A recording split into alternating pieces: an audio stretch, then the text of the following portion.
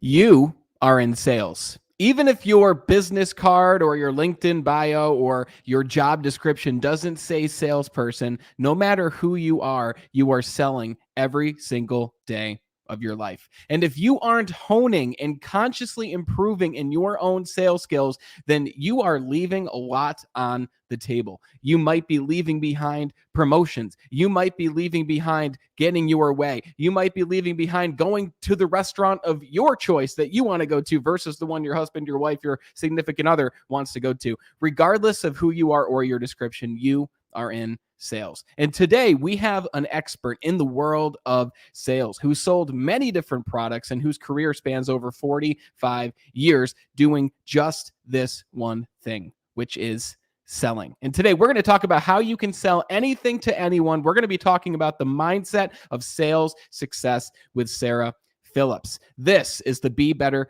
broadcast. And the only fee for you watching this broadcast is sharing this show with one friend. When you take away any piece of value, when you take away a new insight, a new technique, a new strategy, anything that helps you to think in a different way, or even if we made you smile, even if we made you laugh. We don't have sponsors. We don't have ads. We just want to bring you the information that will help you to improve your life and make it even more extraordinary. So without further ado, let's talk to our guest today, Sara Phillips. And for those who don't know Sara, Sara is one of those people who feels that she was born to sell. She began her sales career at the age of 9. She realized that her friends at school wanted candy that they couldn't get, and she had parents who owned a store.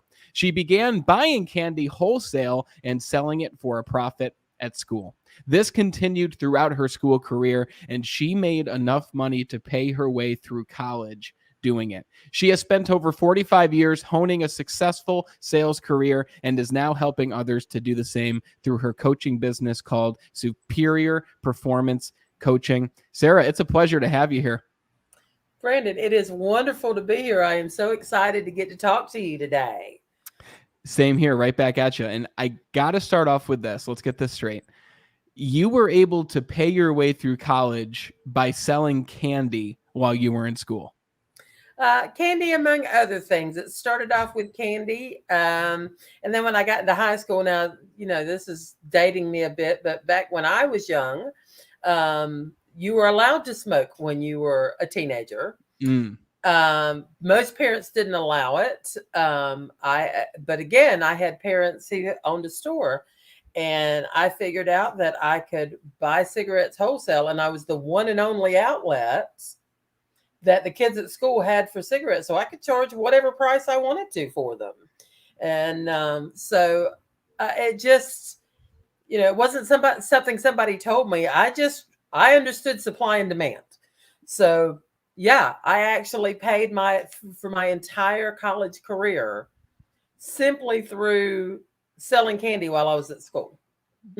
That is one hell of a story, because usually you don't realize that early on that you have this specific skill. A lot of people won't even register, oh, I have access to this thing that a lot of people want, so let me use and take advantage of this access so that I can help other people. And it's not, you were doing it to make money, but you were doing it to help people at the same time. Yeah. You were doing it to get them the things that they wanted. And at the same time, you were charging for the effort that you put in to make that a reality.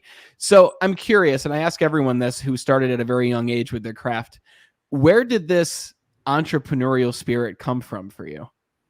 Well, I was very blessed to be born into a family that they own businesses from the time that I was born. So I always knew growing up, I had that living example in front of me that you can have anything you want in life if you are willing to serve other people. And, the reward that you get for serving other people is a financial gain. So I was very blessed to have that example in my life. The one thing I noticed about you that's consistent through all of your messaging and all the other conversations that I've listened with you is you talk about sales from the viewpoint of it's serving other people. If you bring, and I've done this many times, if there's 20 or 30 people in a room or more, and you ask somebody to describe a typical salesperson, The words that I end up writing on the flip chart are things like sleazy, they're shady, they're withholding information. They say things out loud like commission and in it for themselves and selfishness. And it's always a shame that that just happens to be the archetype that a lot of people think about when they think of salesperson. Why do you believe, based on your own experience, people have this view of a salesperson? And when did you personally realize that it's about service and not about these different archetypes that other people label it as? Yeah, that's a great question, Brandon, because you're right. That is, and it is exactly why I started my coaching business, because you're right. That is the view that most people have of that. And the reason that they have that is because that's how people are trained in the sales industry. You know, they are trained that sales is an adversarial situation. I walk in to sell you something, you have money, I want it. One of us is going to win and one of us is going to lose. And that is how they learn the process of sales. That is totally opposite of the way that I have always viewed sales, because I understand that my job in being there has nothing to do with me. It has everything to do with helping you get what you want.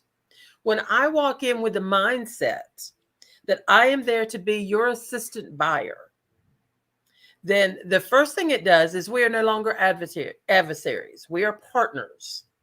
So it's a win-win situation right out of the gate. You know, we are here to win together. And as a result of that, first of all, I don't ever deal with rejection. You know, I tell people all the time, I will teach you how to sell without ever having rejection.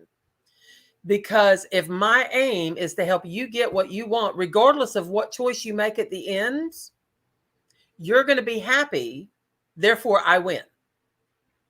And how does that work exactly? How can you sell something without being rejected? Because I come from the world of cell phone sales. I started in sales when I was 18 years old, and I did very, very well in sales. And I will say I was rejected every single day. I would ask people, and I got better with time, but I got better to the point where I wasn't rejected as much.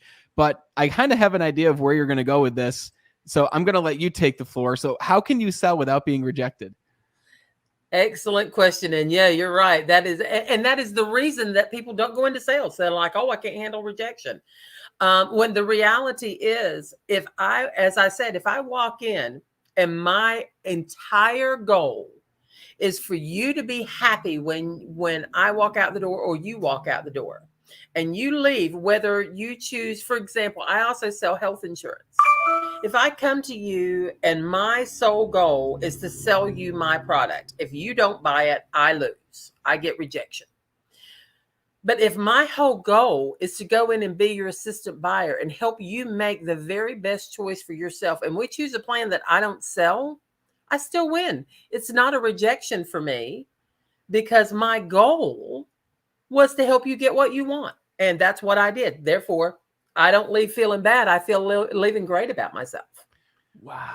That mindset, though, is so powerful because that at the same time takes away this fear of not selling enough, this fear of, am I going to reach my target? Am I going to reach my numbers? Let me tell you, one of the biggest transitions that I made was, being someone who was in 100% commission sales. Like if you don't sell, just like you, if you don't sell policies, no one's paying you, right? You're paid based on you serving them, selling your product. My mindset changed and I easily 10x my sales when it went from, I hope that I make sales today. I hope that people come into the store because I worked in retail sales. I hope that I get easy customers today. We used to always hear people say that, right? It switched to, you know what? I might have made $0 yesterday. I might have even made $0 2 days in a row, but I'm not going to focus on that. I'm going to focus instead on doing my best to do good for the person across from me. I'm going to do my best to focus on that person, to truly solve whatever problem they came in with. I'm going to help solve that. I'm going to ask them questions to discover if there's any other problems they have that they might not even consciously be aware of. And then I'm going to simply make a recommendation based off of that. Now, a lot of people, Sarah, they say things such as, wow, I can't believe that you're in sales. I would love to also do something where I could determine my own income. I would love to do something where I wasn't just hourly or salary. But it's just I'm not made for sales. Sales isn't for me. I've tried sales before, it didn't work.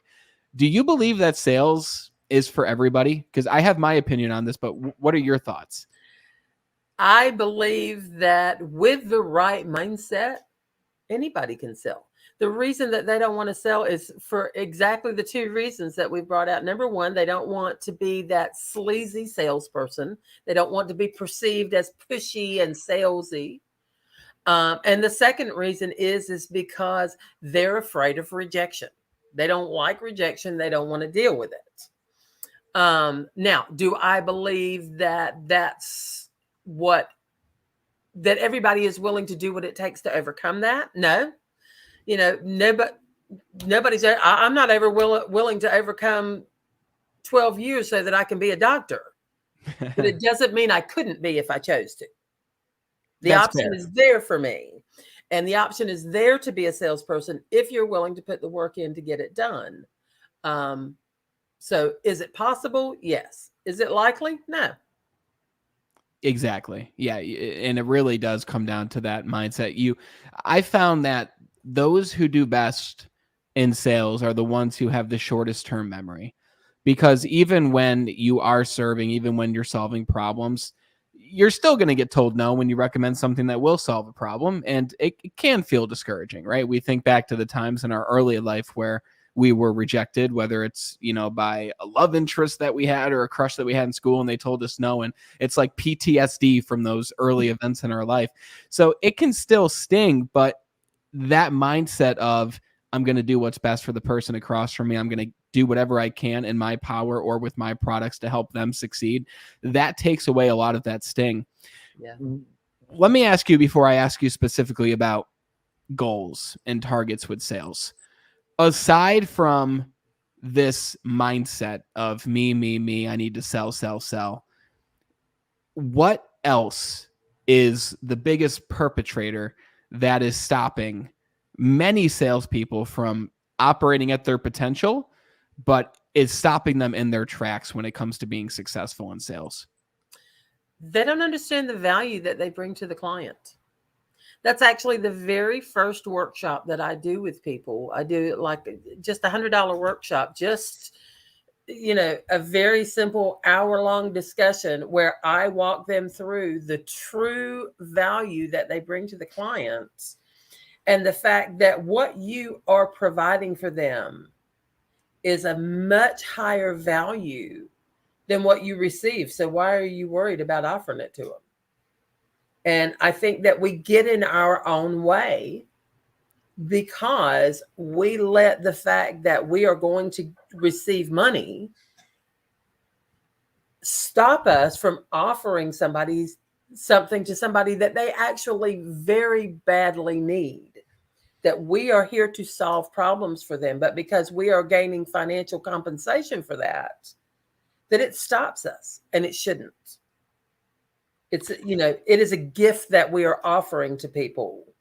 And the reason that we make money for it is simply because we help them solve problems. So, I'm going to ask you this, but can you give us a taste of what that hour-long conversation looks like to really extract the value that we're bringing to the table? Like, is it a specific question you have us ask ourselves? Is it a specific process? Like, if you had to give us a taste of what that would look like, how would you help us discover that? Well, it begins with me just asking you, okay, what is it that you do for a living? Having you describe to me what your thoughts are of what you do for people. And then I take you through a journey through those questions it is just a series of about 10 or 15 questions where I take you on a self-discovery tour of what you really offer. Because unless we examine it, we don't understand what we are truly providing. Just to give you an example, I worked with a hypnotherapist who, when I started talking with him, his perception was that he provided hypnotherapy to people who had problems in their life. By the time we got finished with the journey, when I asked him the second time at the end, what do you do for a living? He said, I help people get their lives back. Totally different perception, isn't it? It's totally different. You know, like even with what we do, we were trained for years and years not to focus on the product, but to focus on the result that product would get for people. Like even a lot of coaches that I work with, a lot of coaches say things to people like, oh, I would love to be your coach. I would love to help coach you. And it's like, no one wants to pay for coaching. No one wants to No. even say that they need coaching, right?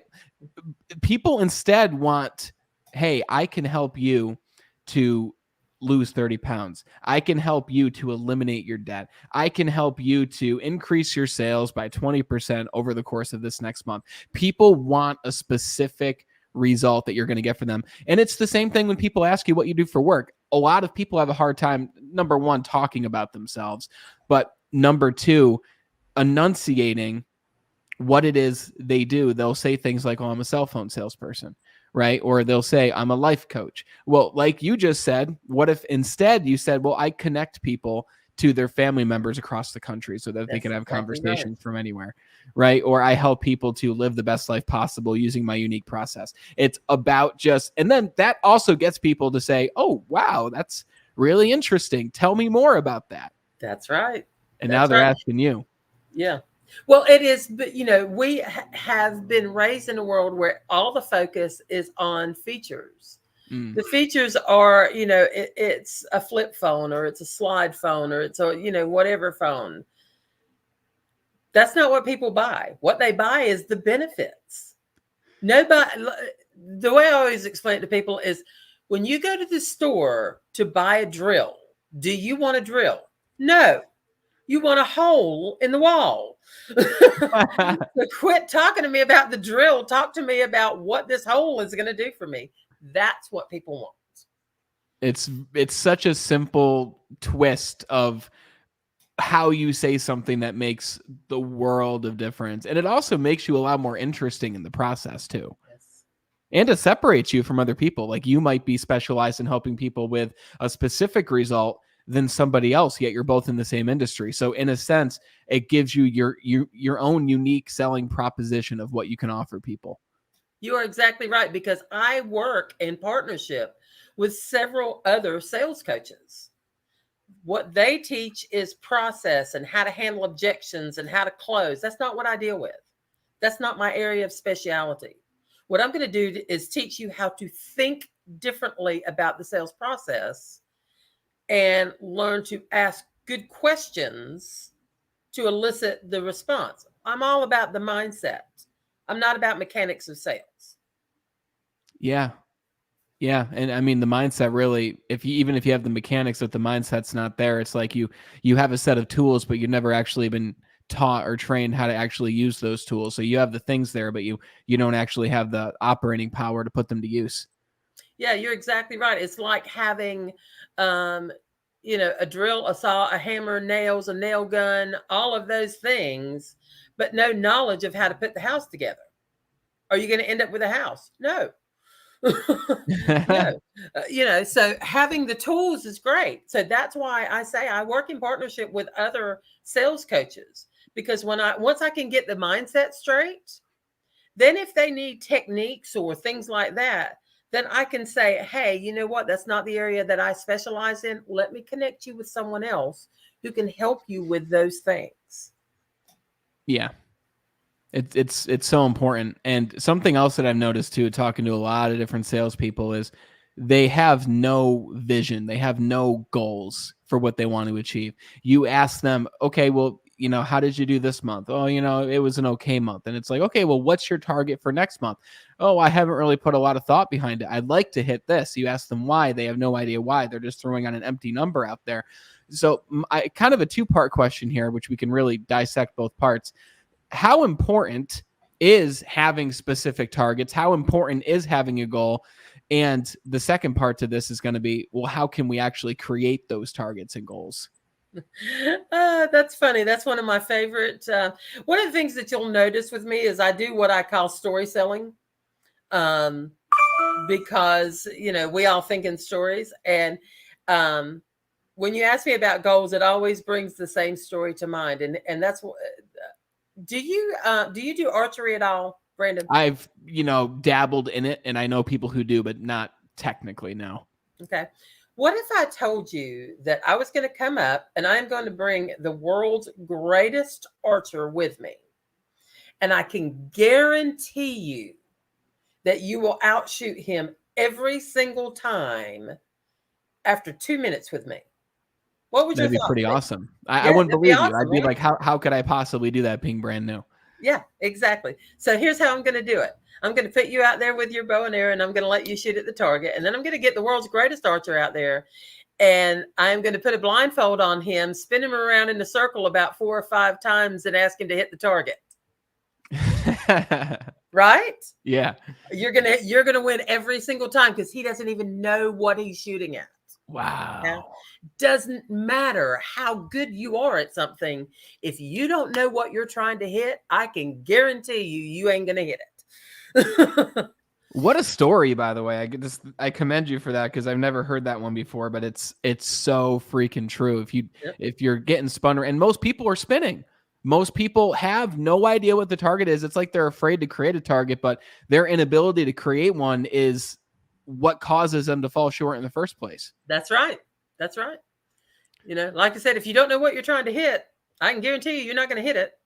If I said to you, okay, go out in the middle of Yankee Stadium and pick one specific blade of grass, but I'm not going to tell you which one it is, what's your chances of finding it? You're going to be there for years trying to find this one blade of grass. So it is one of the most important things you can do to have success in your life. And as far as, it is so important that it is one of the modules that I teach in my sales coaching. I actually walk them through the process of how to set a goal. But basically what it starts out is that you've got to know what you want 5 years from now. And then you're going to walk your way backwards to figure out what I need to do today to make that happen 5 years from now.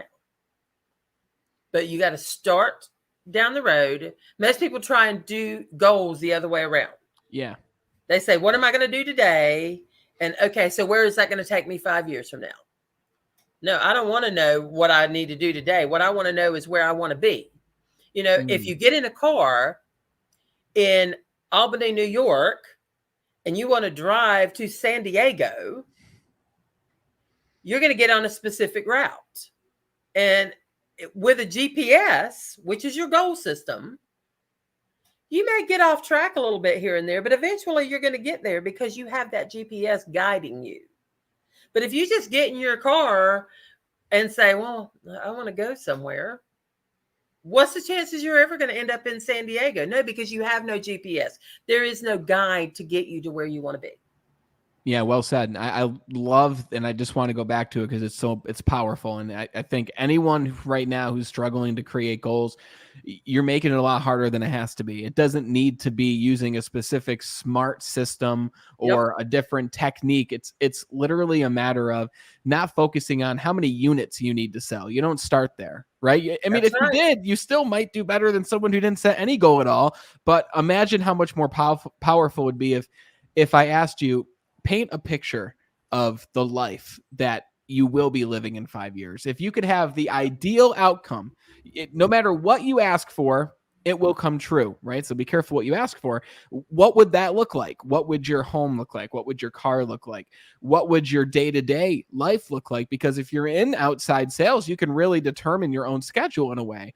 Yep. So if you could do that, then what would you have to work on the days that you did work? What would the hours be? And once you know that life, it's a lot easier to ask yourself, okay, so based on my compensation structure, based on the freedoms that I have here in this sales job or career, how many units must I sell in order to make this a reality? How many new customers will I have to enroll and follow up with and take care of over the course of these years?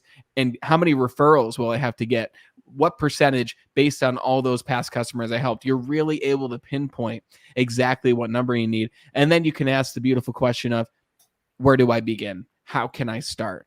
And then you just do step 1, step 2, step 3, and you have a plan. And to everyone else around you, they're going to be looking at you like, whoa, they were made for this. They were built for this. Look at how focused. Wow, Sarah, I wish I could be as focused as you are. And it's like, no, man, you could. You just have to decide what you want your life to look like in 5 years, because if you don't decide, then your life is going to look very, very similar to the way that it looks right now. Yep. You are exactly right. At the beginning of every month, I make a poster. And on that poster, it is all of the things that I need to accomplish by the end of the month. So that as I sit down daily to write my daily activity list, I am looking at that poster saying, okay, I need to, by the end of the month, I need to have talked to X number of people. That means that today, to get to that, this week, I need to get this many. And because I need to get to that many this week, then I need to get to this many today. And how do I accomplish that? It's very simple. Success is a step-by-step process. If you start at the end and work your way backwards, it's a very difficult process if you start with today and move forward. I like that. You create the vision, you have an idea of what that is, but every single month you track your progress. Even every week you can track your progress. But I like the idea of that poster board. So you update this every month. Do you write things on it? Like, is it like a whiteboard, or do you actually put like pictures on this poster board?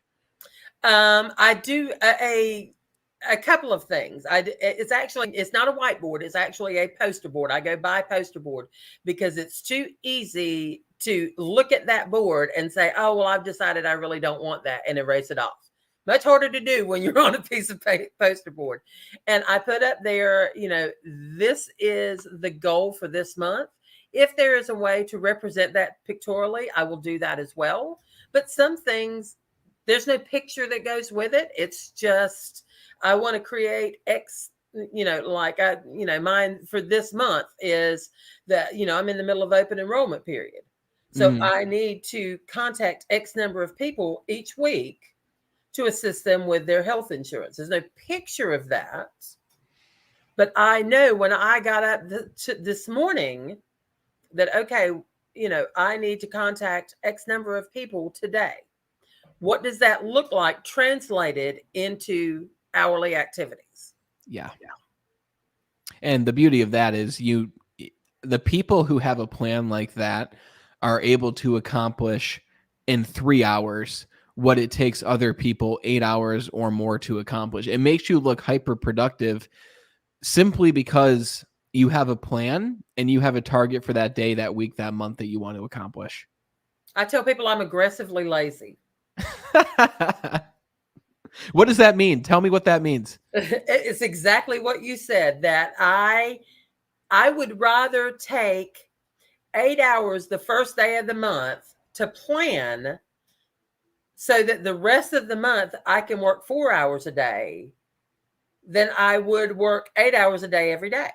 And that's what that goal setting and the planning and knowing where I want to end up at the end of the month, that's what it allows me to do. It gives me the freedom to say, I don't need to work 8 hours a day if this is what I want to accomplish.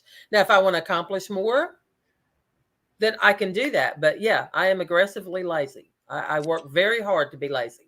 I love that phrase, by the way. And it's a shameless phrase. It really is, because while you say you're aggressively lazy, other people look at you and you're like, but you're accomplishing 10 times more than I am, or than what that person is. I used to always say, because it really painted a picture. I like that phrase. It paints a better picture. But I used to say, those at the bottom of the leaderboard are actually working harder than the people at the top of the leaderboard. Yep.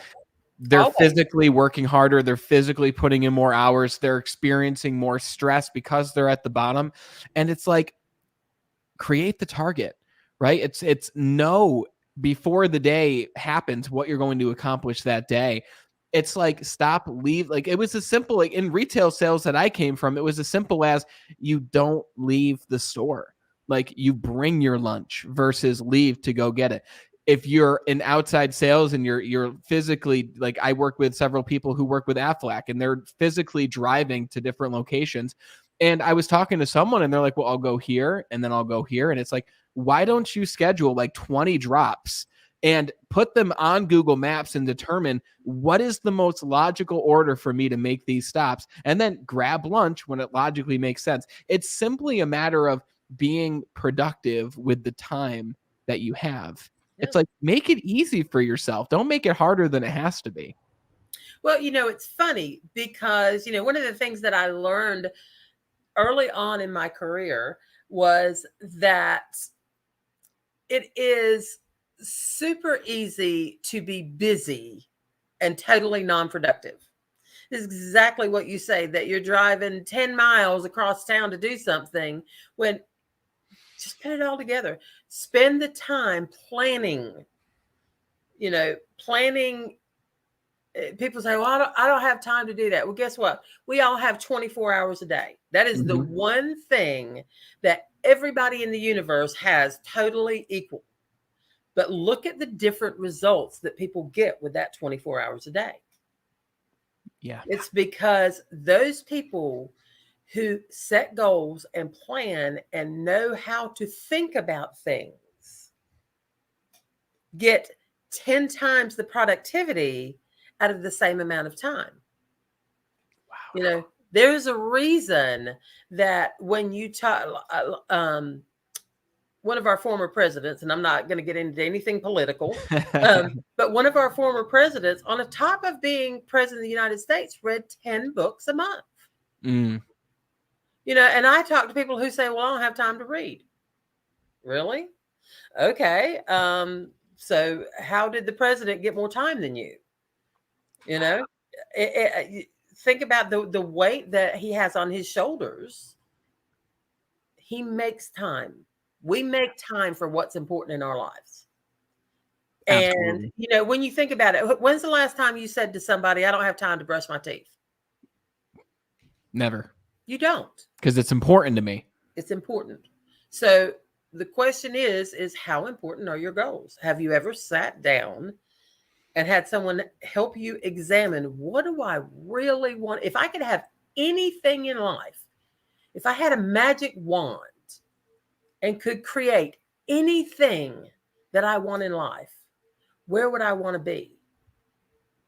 See, for me, it was, I want to help people have a better life, but I want to travel the world while I do it. Well, guess what? I created a world where that could happen, even though everybody told me it couldn't happen.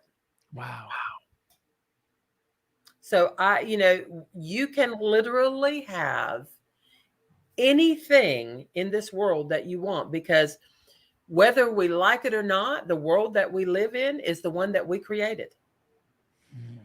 Whether we realize it or the not. First time I heard that, someone said, you are exactly where you intended to be in life. And at the time I was very broke and very overweight. And I was like, that is a lie. I did not want to be fat and unsuccessful. That is not what I wanted to be in life. She said, you misunderstood my words. I never said that's what you wanted. What I said was what you intended, because your actions are what put you there. Wow. Mind totally blown. I am responsible for everything that I am right now. So if I am responsible for everything I am right now, then that means I'm also responsible for everything I am tomorrow. Who do I want to be tomorrow? I get the choice. Yeah. And the best time to start was yesterday, but the second best time to start is in this moment that you have right now, listening to this conversation.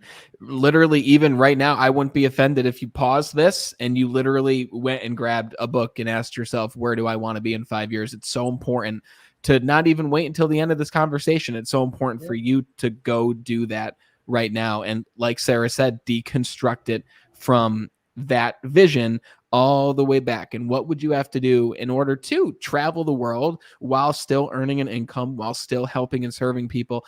It's simply like you said, you have a way of asking questions of the prospect and the client. It comes down to we're selling ourselves just as much as we're selling other people with the questions that we ask ourselves to determine what we need, to determine what we want. The first person we ever sell and always sell is us. It's so true. It's so true. What are you selling yourself? Are you selling yourself a life of mediocrity? A life of, I wish I could, but I never will? Or are you selling yourself a life of, I can have anything I want? What do I want? Yeah, it's a beautiful question. I recently, in recent times here, discovered the power of intentional networking. And for someone who's been in sales for as long as you have, I can only imagine you discovered this long ago. And I'm curious to hear, how important has networking been in your sales career? And how do you go about networking today? Like, what does networking even look like to you now? Networking has totally evolved. So let me tell you where I started networking to where I have come today and how I took that journey. I started off in networking doing what most people do when they go. I would go to a networking meeting and I would try and give everybody my business card and tell them all about me, so that afterwards they would either say, yeah, I need your services right now, or they would call me later, and life would be perfect. And guess what I found out? Same thing y'all are finding out, that doesn't work. Okay. I was blessed enough when I was in my early 20s to hear a gentleman speak by the name of Bob Berg. I highly, highly, highly recommend reading his book, Endless Referrals. It is a totally different concept of what networking is and what it should be. Networking is not about getting your business card in someone else's hand. Once again, networking is about serving. If you can create a life of service, let me give you an example. Brandon, you and I met at the party, and I came up and I said to you, hey, I sell health insurance. Here's my card. Do you need health insurance? You say, no, I'm good. I get it through my job. And you go off and you talk to someone else. Do you ever remember who I am? No. No. No. No. Now, if I come up to you and I say, Brandon, hey, it's great to meet you. Tell me all about yourself. How long have you been doing that? What made you get started in that business? What's the best thing that's happened to you in the last 5 years in your industry? And I spend 10, 15, 20 minutes talking about you. What's the likelihood you're going to remember me? I'm totally going to remember you, because that's very rare. Absolutely. Because everybody's favorite subject is themselves. Now, I'll tell you something else that you'll never get from me unless you ask for it. My business card. I don't do it. I'm not there to get business. I am there to connect deeply with other human beings. Now, I'm going to get yours so that I can follow up with you if I hear something. If you tell me you love fishing and I see a great article on new lures or whatever, I'm going to have your information so that I can reach back out to you and say, hey, Brandon, you said you love fishing. I just thought I'd send this over to you because I thought that you might be able to use it. Or if you say to me, hey, I'm doing so-and-so and I'm looking for a videographer. Well, guess what? I just met a videographer here at the party. Let me take you over and introduce you. When I leave you, yes, you talk about videography, but guess what else you talk about? You. The one thing you have in common, me. Okay. I'm not doing it for that reason, but it happens naturally when you spend your life serving. So when I walk into a networking event, number one, my very first thing is I know when I walk in the door, how many people I am going to have a conversation with. I have a goal. I know. What a mind-blowing concept, right? Even for a networking event. I know I want to serve and speak to X number of people. so that when I walk out the door, I have information connection with X number of people that I can build a relationship. Because networking is truly, when done correctly, it is about how do I help you? You know, one of my favorite questions, and you'll see it in the Bob Berg book, is how do I know if somebody would be a great prospect for you? What am I looking for you? Yeah. How Who different do is you want to that? connect? You know, who asked you that? What? You're going to look for my prospects? Okay. Let me ask you this too, because I'm curious as someone who is new to the networking game. I haven't met a ton of people. I've been intentionally doing this for, 4 to 5 months, and I met some incredible individuals, many of who I've had on the show. It doesn't always register how I can help this person. And I don't always have someone who would be perfect for that person to meet. So if there isn't someone at the party you can bring them over to, if something doesn't automatically register in your mind, then how is it that I can serve that person even if I don't immediately give someone to them or help them in a specific way? Asking them questions. That is, you know, most people, whether you help them or not, if you care enough to ask the question, my big question is always, you know, what are your plans in the next 6 months or whatever, you know, depending on who I'm talking to. What are your goals? And they'll tell me, and I'll say, what could I possibly do that would support you in that? Now, oftentimes they will tell me something that I can do to support them, but sometimes they're like, well, you know, I really don't know. But simply the fact that I am willing to say to them, what can I do to support you? Mm. Makes a huge difference to people, just to know that, hey, somebody cares about me. You know, I'm not out here by myself fighting this battle. So So it now, makes you memorable and different. But again, it's not about, those are the things that I do that make me memorable and different. wow. But that's not why I do it. I do it because I truly want to serve other people. I want to know, what can I do to help you get from where you are to where you want to be?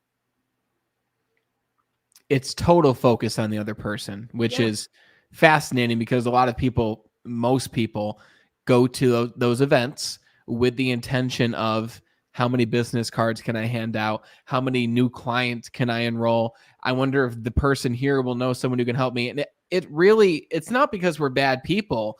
No. It's that lizard brain. It's the part of us that's like, I need to survive. I need more clients. I need a direct result or return from this event. But a lot of the times, the real result that you get isn't something that you could have ever anticipated No. because it happens after you have an outward focus on serving that other person. And I will give you an example of that in the true sales world. You know, like I said, I sell health insurance and I sell private health insurance. Not everybody qualifies for it, and not everybody, it's not, you know, what everybody is looking for. But when I go in, my goal is to help them to get the very best plan for them. Now, with a lot of the subsidies, there are people out there who can get a plan for half of the price because they're getting an $800 a month subsidy. They're okay. I can find you a plan for $54 a month that's going to meet your needs. Why would you want to pay $200? That doesn't even make sense. So I will help them get that plan. I spend as much or more time selling someone else's product as I do my own. Mm-hmm. Guess where all my referrals come from? Those people. Those people. You know why? Because they trust me. They know that they can send their friends to me, and I'm not just going to sell them my product. I am going to serve their friend the way they want their friend served. I am going to find out what is in their best interest, and I'm going to get them to that. Wow. You know, in order to make that move, you really can't be thinking about what you're lacking. You can't be thinking about losing. You have to really truly be adopting that long-term mindset. Yeah. That's that's great. And I think there's been so many different gems in this conversation, so much for people to reflect off of. I'm going to let's give you a taste of your own medicine here. Tell me about, and you kind of did a little bit, but tell me exactly what you do now, Sara. And I know you have a special offer for a conversation with those listening right now. So can you tell us a little bit about that? I do. So, I've brought several gifts with me to offer to your clients today, to your audience today. Sorry, I didn't mean to say clients. But what I do for people is I help sales people go into a win-win situation so that they can improve every aspect of their lives. That is the bottom line. I help them to serve others so that they in turn serve themselves. And as far as free offers go, first of all, it is open enrollment. I told you I sell health insurance. As an advisor, I am more than happy to provide anybody in the audience a free advisory session. Let me come and take a look and see what you're dealing with as far as health insurance, and I will point you in the direction that is going to serve your needs the best. Um, and I think Brandon's going to share a link with you that you can book that. Um, the second offer that I have is I have created an ebook, and it is tips for a successful salesperson. You can go, Brandon will also share the link with you for that. You can go and download that at my website. It is 10 great tips that will help you to create the sales career of your dreams. And then I am also more than happy to do a free 30-minute consultation with anyone who would like to have a conversation about where they are, where they'd like to be, and what I can do to help support you in getting there. Can I connect you with somebody? Can I give you a book to read? Can I offer coaching services? Can I do whatever that I can do? So, and that can be booked in the exact same link. It's going to say a complimentary consultation. Just be sure to put in the notes that you would like to, whether you'd like to talk to me about health insurance or about sales. And I'm more than happy to provide both of those for you. I love that. Just like Sara said, guys, links are in the description to both her ebook on being a highly successful salesperson and how you can do that. And if you liked this conversation, this was literally the tip of the iceberg to what you're going to find in the ebook. And it's absolutely the tip of the iceberg when it comes to what you're going to get with an actual conversation with Sara. Like she said, she's offering a complimentary 30-minute conversation. Link is in the description so that you can network with her, add her to your network, and use some of these practices to introduce her to someone that could help her with what she's doing, but also reciprocated back towards you. Sara, this has been a pleasure having you on the show. Thank you so much for your time, and thank you for all the insights that you've learned through your experience and through helping so many other people. Brandon, it has been a pleasure. I thank you so much. First of all, I have loved getting to have a conversation with you. But most of all, I thank you for allowing me to serve your audience in some way. And I hope that everybody got at least one golden nugget that you can go out and make a huge difference in your life. So thank you so much. And I wish everybody a wonderful holiday season. Thank you so much. The pleasure is mine, and right back at you. Thank you, Sara. Thank you. There's many different golden nuggets from that conversation with Sara Phillips. Again, you can schedule your 30-minute call with Sara, link in the description to do that, as well as grab your copy of her ebook. It's completely free. You enter your email, it gets sent right over to you, which will go deeper into these principles and will introduce you to many more principles to be a highly successful salesperson and to build a strong sales career. I mean, some of my big takeaways, just to say them quickly, is having a target. I loved the story that Sara talked about with bringing the master archer versus someone who is brand new in archery. You give the master archer a blindfold, you spin him around in a circle and tell him to shoot at the target. He's not going to be able to, because he has no idea what that target is and he has no idea what direction the target is. Simply having an idea of what you want your life to look like in the next 5 years is so powerful, because it allows you to deconstruct the goal from the outcome all the way back to where you are now to help you determine what you can do now in order to reach that goal. And my second takeaway, which is just as important as the first, is sales is truly about serving. Sales is truly about doing more for the person across from you, even if you're recommending them to a different person's product. It's about doing what's right for them, because your referrals are going to come from the people that you refer to somebody else. I'm not saying refer everybody to someone else, but if it's right for that person, then do the right thing. Doing the right thing will always result in a greater outcome for you. If you found any insight from this conversation with Sara and myself, be sure to check out the links in the description, and be sure to share this show with one friend who could also use this information or these insights. Thank you so much for watching, and until you and I talk again next time, continue to be better.